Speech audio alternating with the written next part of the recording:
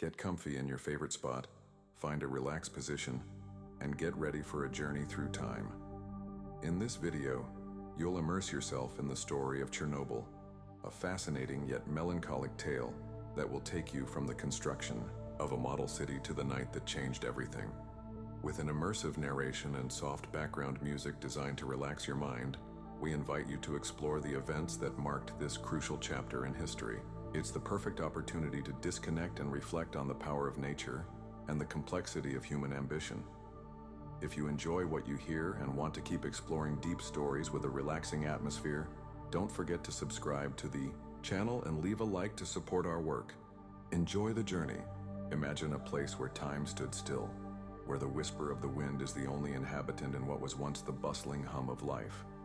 This is the story of Chernobyl, a shadow in humanity's collective memory, the echo of a disaster that would become the most dangerous nuclear accident in history. Our tale begins in the 1970s, in the heart of the Soviet Union. In an ambitious push for progress, the Vladimir Ilyich Lenin nuclear power plant, better known as Chernobyl, began to take shape. These were times of nuclear expansion, and this would be the 9th in a series of power plants seeking to illuminate a vast and powerful nation. The stigma of World War II still echoed in the air, where the word nuclear evoked images of atomic destruction, fueling the constant fear of a Cold War between superpowers. However, in the silence of the laboratories, both nations knew that this same energy could be transformed into an inexhaustible source for their people. The Soviet Union, with its immense territorial expanse, faced a monumental challenge: bringing energy resources to every corner. Thus, the Soviet nuclear program was born in 1951, marking the beginning of a new era. The Obninsk plant, the first to connect to the world's electrical grid, became a symbol of pride, a promise of efficiency, and a beacon of scientific advancement. And alongside it, atomgrads emerged, cities born to serve these energy giants. Pripyat would be one of them, the 9th in the program and the first in Ukraine. Pripyat was no ordinary city.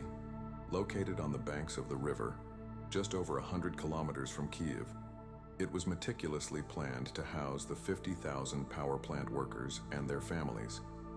With an average age of 26, it was one of the youngest cities in the Soviet Union, a vibrant place where around 1,000 babies were born every year.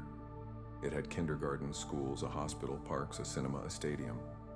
Pripyat was a model city, a testament to the bright future that was anticipated, oblivious to the fate that awaited it.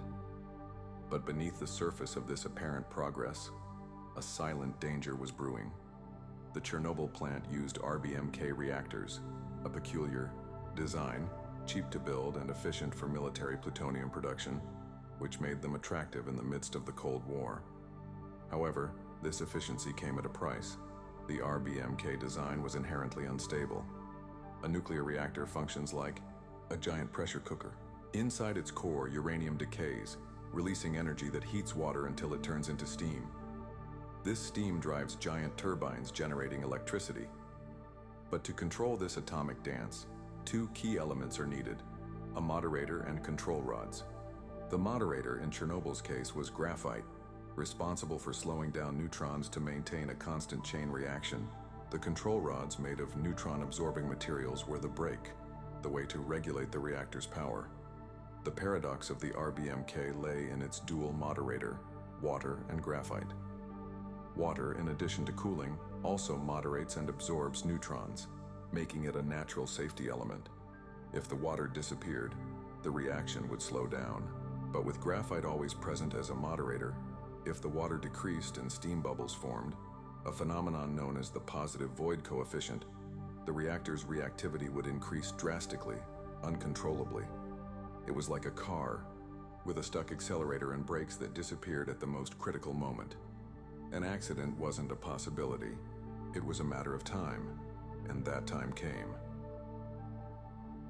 It was the early morning of April 26, 1986. Chernobyl's reactor number 4 was operating normally, while a routine safety test was being prepared before it shut down for maintenance.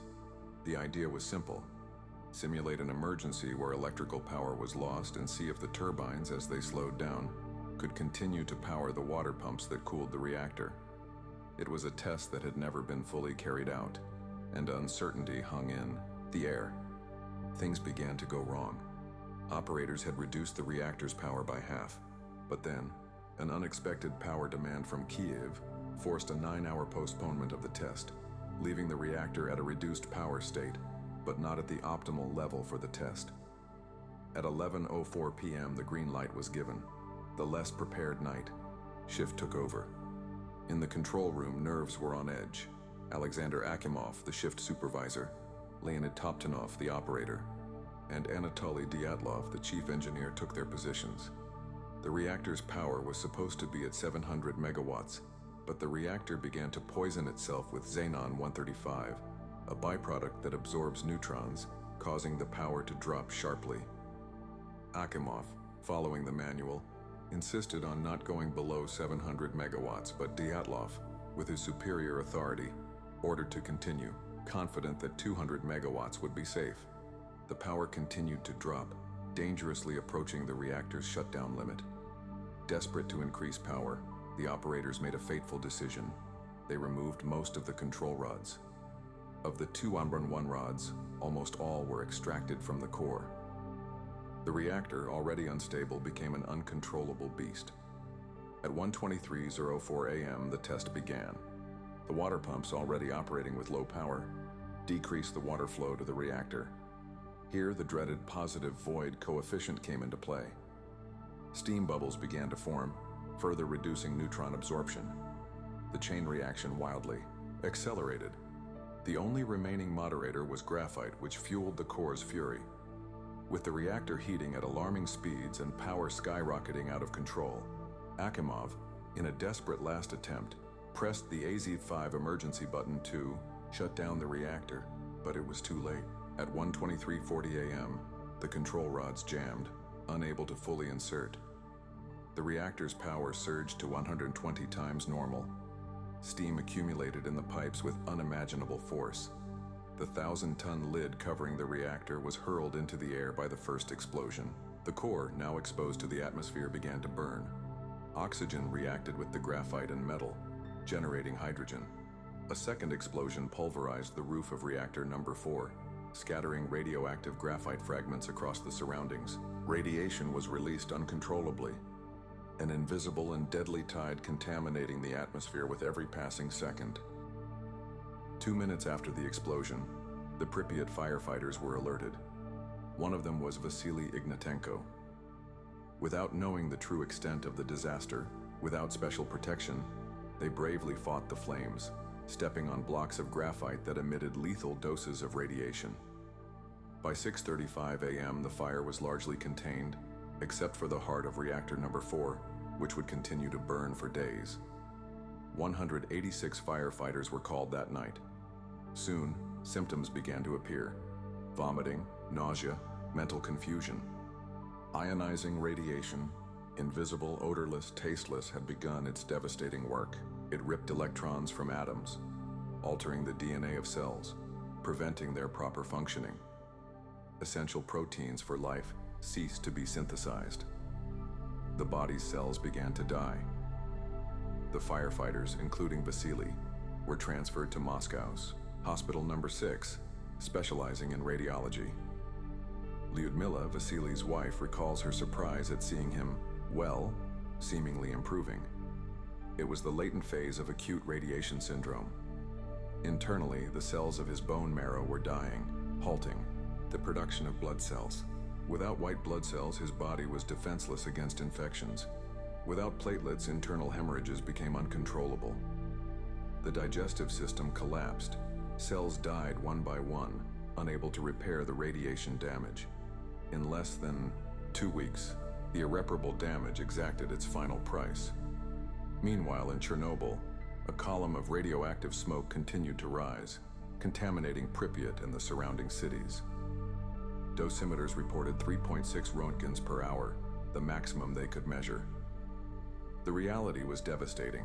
Radiation reached 30,000 roentgens per hour, but the plant's chief, Viktor Bryakonov, downplayed the accident to Moscow, calling it minor and under control. A state secret had been born. More and more Soviet troops surrounded the city. No one entered or left without permission.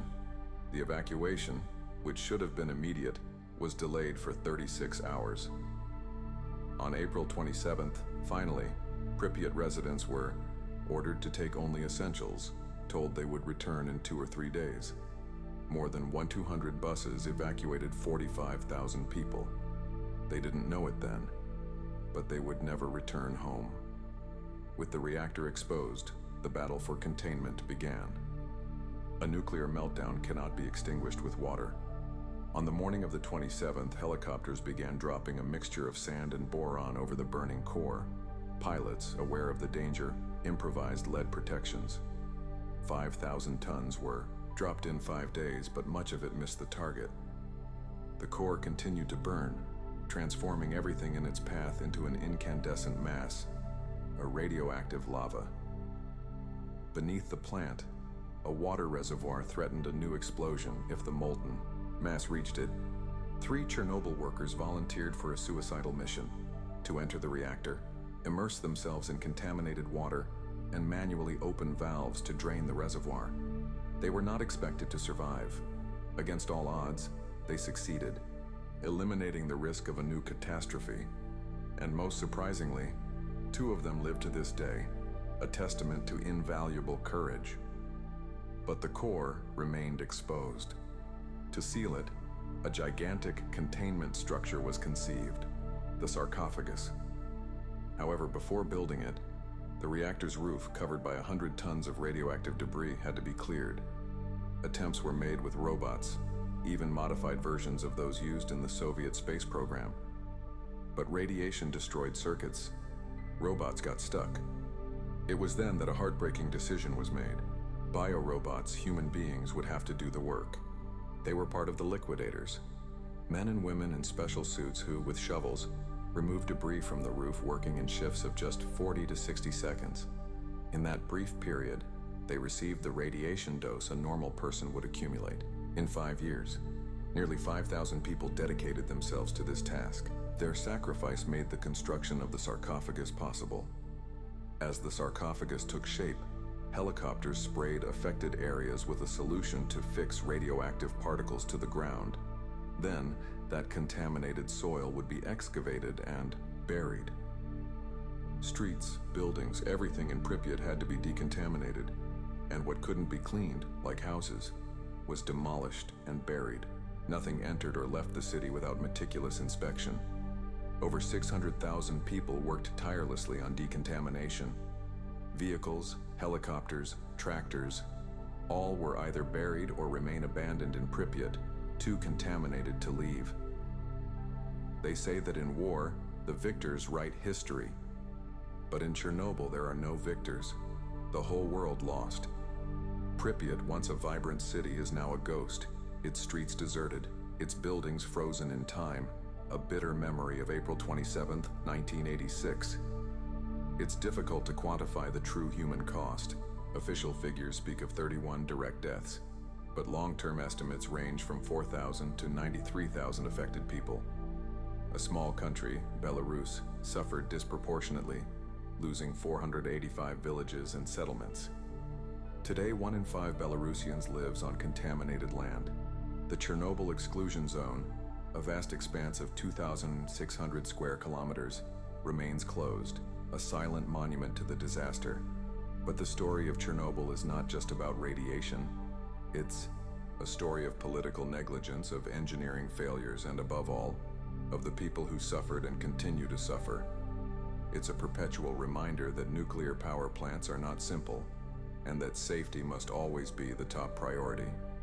Pripyat is the silent testament to the price paid when we forget this fundamental lesson. And there, among the remains of what once was, the wind whispers the story of Chernobyl, a story not to be forgotten. Thank you for listening. See you in the next video.